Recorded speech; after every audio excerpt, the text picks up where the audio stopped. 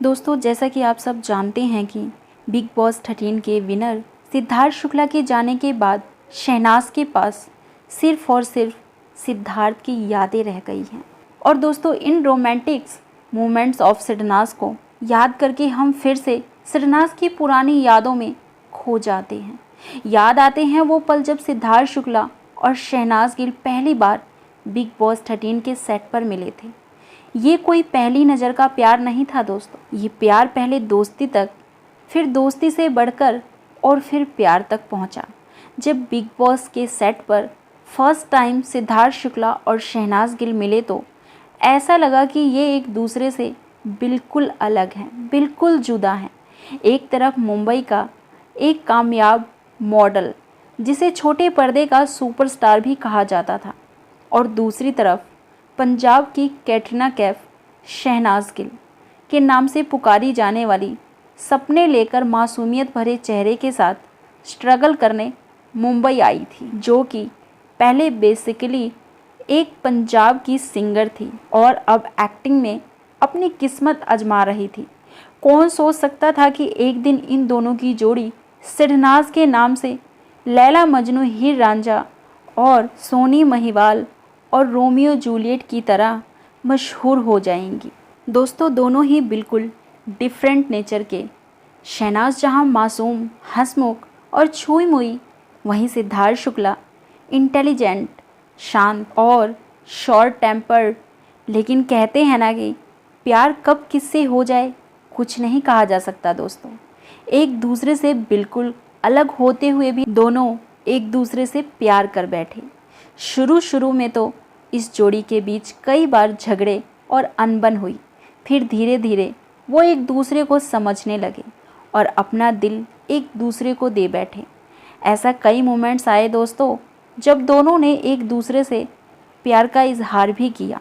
दोस्तों, आपको बता दें, सिद्धार्थ थोड़े शर्मीले रहे, लेकिन सना ने तो डंके की चोट पर कहा कि सिद्धार्थ, तू सिर्फ मेरा है, तुझे मुझसे कोई नहीं छीन सकता।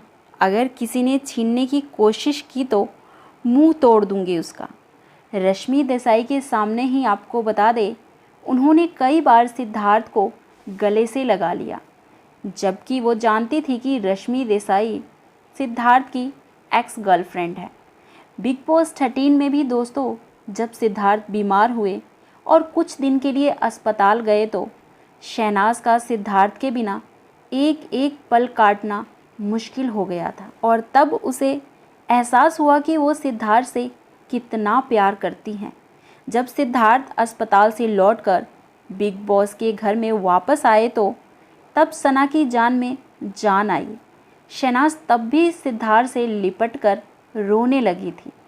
वहीं सिद्धार्थ के भी चेहरे से लग रहा था कि वो सना के बिना इतने दिन नहीं रह पाए, और उन्होंने भी शहनाज को गले से लगा लिया था और काफ़ी देर तक दोनों एक दूसरे के गले लगकर हंसते रहे, बातें करते रहे।